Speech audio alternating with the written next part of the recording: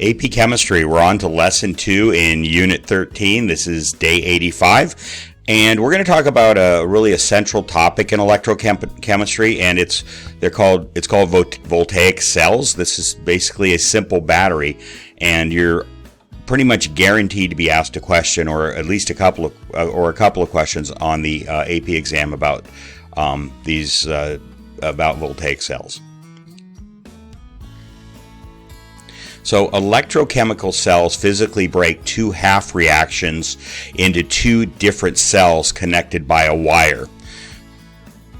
For the redox reaction to take place, the electrons will need to flow through the wire.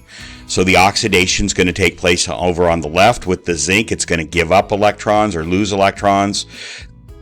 So oxidation is loss, and those electrons, in order to be reduced, have to go over to the copper, in which they're going to reduce the copper 2+ ions, and that's going to complete the oxidation reduction reaction.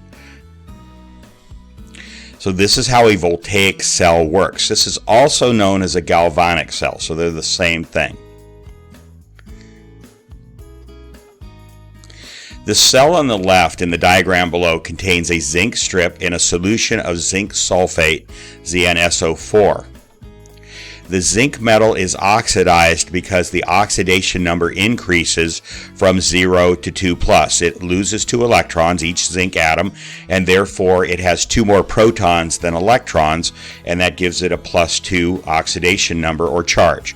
And that's an oxidation when the oxidation number goes up, so in this case from 0 to 2. And it will release 2 electrons to the copper ions, the Cu2+, over on the right side. The strip that releases electrons is called the anode. The container holding the anode and the zinc sulfate solution is called the anode cell. The cell on the right in the diagram below contains a copper metal strip and a solution of copper sulfate, CuSO4. The copper Cu2+ ions are being reduced because their oxidation number is changing from +2 to 0, an electrically neutral atom. You're going to see how that works in an animation in just a moment. The strip that takes in the electrons is called the cathode. And the container holding the cathode and the CuSO4 solution is called the cathode cell. So the reason you need the zinc sulfate and the copper sulfate is they will break apart in water, and you need a charged solution. It's called an electrolyte. You need a charged solution to be able to carry electrons, to attract them or repel them.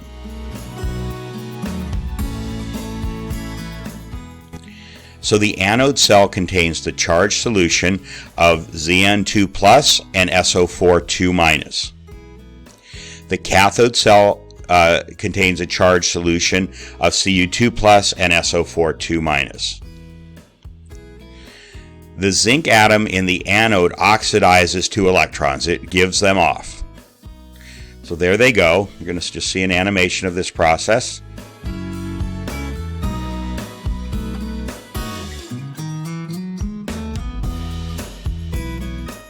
And now they land over in the cathode. So what that's going to do then, over on the left side again, you see the zinc that's in the red box. It's lost 2 electrons, so it's now going to become a zinc 2+ ion in solution. Why does it go into solution? A number of reasons. In a strip of zinc metal, it has metallic bonds. Now you can go back to the foundations unit. We didn't spend a lot of time on metallic bonds. We spent about 1 slide on that. But those are where the electrons can fly around between the atoms. It's called the electron sea model. They're like fish in the sea. They just fly around or swim around between the zinc atoms there. Since this zinc has lost 2 electrons, it can no longer maintain a metallic bond and hold on to that zinc strip. The other reason is if the zinc 2+ stayed in the zinc strip, they would all have positive charges. They'd start to repel each other, and they'd want to push apart. So that's another reason why they go into the solution. And a third reason is that there's the sulfate 2- ions, the negative charges in the solution, and that attracts the zinc 2 plus ions there. So for those reasons, the zinc 2 plus is going to want to go into the solution. Now over on the right side, you see a copper 2 plus that's in a red box, and that is going to be attracted to those two electrons over there. So there it goes over to join them, and so those two electrons are going to join that copper 2 plus to make it a neutral copper atom. So the two electrons in the cathode attract and bond to the Cu2 plus ion, and it looks like that. It's just another copper atom in that copper strip. Yet now that it's a full copper atom and not being an ion anymore, it has enough electrons to form a metallic bond with the copper, and so it joins that strip. So the zinc strip is going to be losing mass. It's losing particles, it's losing mass. And the copper, the cathode strip is going to be gaining mass. So this sequence will repeat. So we'll see this happen again.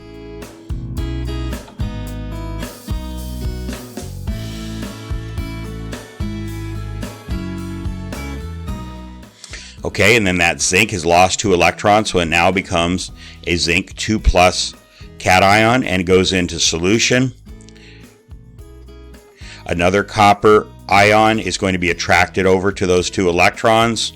They're going to join up and form an electrically neutral copper atom, which attaches to the cathode, to the copper strip there. Okay, we'll see it happen one more time with another zinc atom.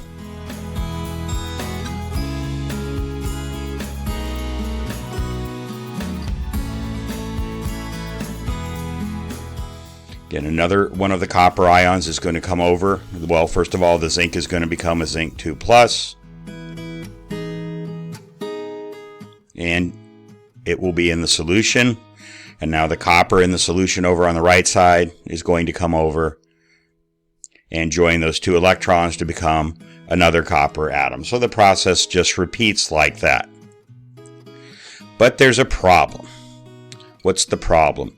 The problem is we have a buildup of positive ions, zinc 2 plus ions over on the left side, without a corresponding buildup of sulfate SO4 2 minus on the left side. On the right side, you see we have a buildup of SO4 2 minus over on the right side, and because we're depleting our supply of copper 2 plus ions. A battery like this has to remain electrically neutral on both sides. It can't suddenly build up positive charge on one side, negative charge on the other.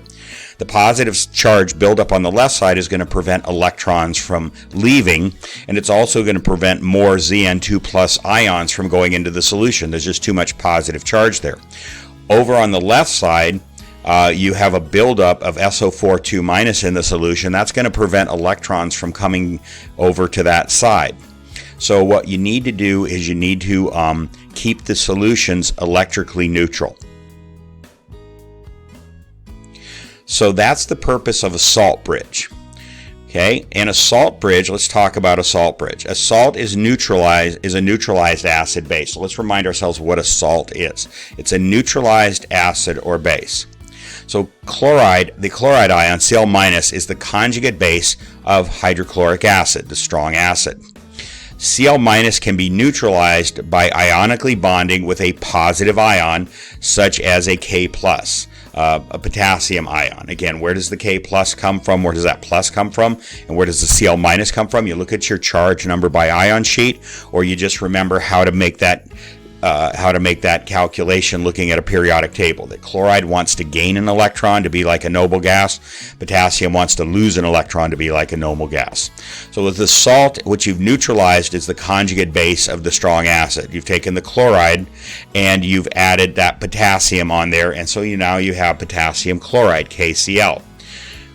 You want to pick a salt that's not going to react with the main participants in this reaction. That would be the zinc 2 plus and the copper ions, the copper 2 plus. You want one that's just going to not attach to them, not react with them in any way.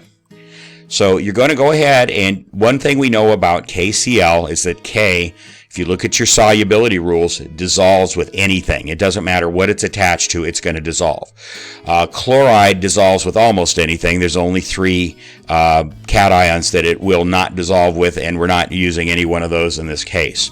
So we're going to use KCl because we know it will dissolve in water completely. So solubility rules indicate that KCl will dissolve, producing K plus and Cl minus ions.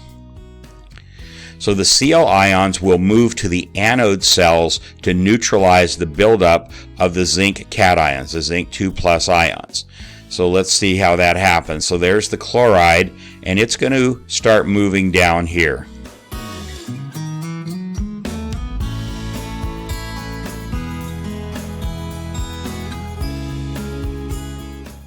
So now that solution on that side, on the left side, is now electrically neutral, almost. I mean, you have 2 pluses versus 1 minuses, but that's just a detail.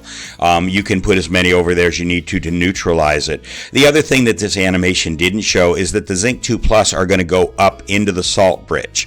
So they're going to flow in that direction up into the salt bridge as well. But you can see if you have the proper number of chlorides there, you would have an electrically neutral substance there. So that's what the salt bridge does.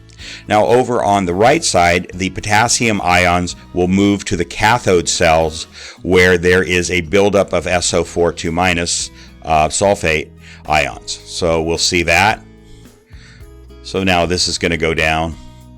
And again, it's 2 minus versus 1 plus, but if we had 8 of these instead of just 4, then it would totally neutralize. So you can keep that solution electrically neutral, and not only can you must do that.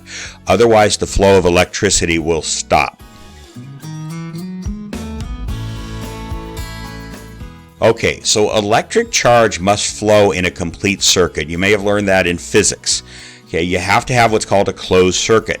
It has to be able to go around and around in a complete cycle. It can't just go from one point to another and stop. So that's the way electricity works. So what we're going to do is the negative charge flows from the anode to the cathode in the form of electrons. So we've seen that already. So we're going to go ahead and illustrate that with arrows. So you start over there on the left side on the anode. And we're just going to continue to move around. The electrons are going to move in this direction. And we're going to see how we complete a circuit all the way around back to where we started there. Okay, so now the electrons go down into the cathode, the copper strip. Now, what are they going to do? You need a negative charge. The electrons won't leave that copper strip. So what happens, though, is the negative charge is then carried by the sulfate ion, the SO4 2 minus, that's a negative charge, in solution and up the salt bridge attracted by the K plus ions. So that's what I was saying was happening on the other side. So you're actually going to have those climb up there, and the K plus are going to come down and meet them, and they're going to neutralize there, form an electrically neutral area in there. So there we go there. Now the chloride ions you see there, which are part of the salt bridge, they're going to start moving. So the negative charge is then carried by the chloride ions in the salt bridge into the anode cell, attracted by the Zn2 plus ions. And of course, as I said, the Zn2 plus ions are going to crawl up that salt bridge also to keep that electrically neutral. So there they go. Now the negative charge is carried by the sulfate ions. That's why you needed that initial concentration of sulfate ions over there, because you need something to carry the negative charge. So the negative charge then is carried by the sulfate ions in the solution over to the anode. So there it goes over there, that SO4 2 minus. And the negative charge is then carried through the anode as zinc is oxidized to produce more electrons. So you've gotten back to where you started. You had a complete circuit of electrons. Now we're going to see how the positive charge flows. So the positive charge flows from the anode to the anode cell. That is, from the left side strip, the anode, into that solution there on the left side. When zinc is oxidized to form zinc 2 plus, when it loses the 2 electrons. So there we go. Now it becomes positive Zn2 plus. The positive charge is then carried by the zinc 2+ ions in the solution up the salt bridge, attracted by the chloride ion. So again, they're going to be electrically neutral up in that area, and that's going to pull the 2+ charge, the zinc 2+ charge up there to the chloride. Once they get there, the positive charge is then carried by the potassium ions in the salt bridge down into the cathode cell, attracted by the sulfate ions, the 2- ions, right there. The positive charge is then carried by the copper 2+ ions in the solution over to the cathode, because remember, there are electrons over there. So it's going to go over there. The positive charge then moves from the cathode through the wire back to the anode to complete the circuit. So it's going to come all the way up here, and the positive charge is going to move along here till it gets back to where we started, which is over on the anode there. And so that's how you have to have both a negative charge going in one direction and a positive counter charge going in the other direction in order to make electricity flow. Okay, that presents an interesting question. Let's actually go back there. Look at that wire. What is that wire? It could be a piece of probably, I don't know, copper here, because we're using copper as our cathode, but maybe aluminum or something. It's a metal. And think about where is the positive charge in a metal? It's in the nucleus. And we know the nucleus of an atom can't move. Those positive charges, those protons can't move. We're not talking about acid reactions anymore where a proton jumps from one substance to another. That's not what we're talking about at all. We're talking about a regular atom having a nucleus with a positive charge. But those protons in the nucleus of the metal, whatever that wire is made of, can't move. They're stuck there. Right? It's a solid. They're stuck. So how does the positive charge move from right to left as you're looking at that diagram along the wire from the cathode over to the anode? How does that happen? So it's an interesting way of happening. What's moving is not protons, but positive charge. And you'll see how that works on the next slide here. So let's go to that. So here we see an anode over on the left. That would be the zinc. A cathode over on the right. That would be the copper. And what is happening is each of those electrons represents an electron in an atom. And you see that one of the atoms, the one way over on the right, the circle, the blank circle, is an atom that it has a missing electron. So it's an ion, in other words. It has what's called a hole. That's called a hole. And that hole represents a positive charge, because if you don't have an electron in an atom, it's not electrically neutral, it's going to have a positive charge. So that atom, represented by the circle, has a positive charge. It's missing an electron. So watch what happens to the hole, not the protons, but the hole as we do this. So how do the positive charges move through the wire? The positive charges are protons in the nuclei of atoms, and they cannot move. Holes represent atoms without one electron in its valence orbital where a positive charge exists. The overall charge on that atom would be positive. Although the protons are not moving, the positive holes move in the opposite direction of the negative electrons. So watch how this happens. There's a hole.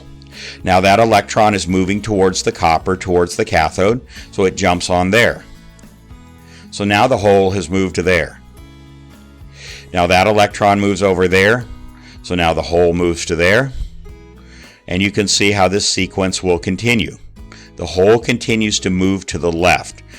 None of the protons are moving, but the positively charged atom keeps changing, and it's moving from right to left.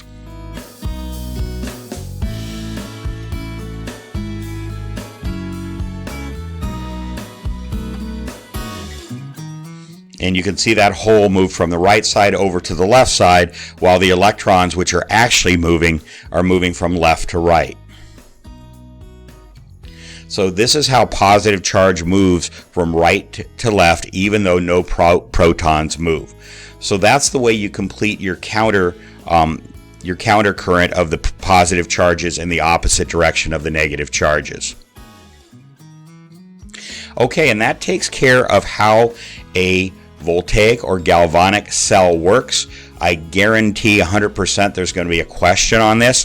One of the questions one year, among the questions, was they showed what you just saw as a voltaic cell, and it was missing the salt bridge. And they asked, what's missing in this voltaic cell? And as long as you understood how this was constructed and you saw, hey, there's no salt bridge, you got a point for that. You just had to say that.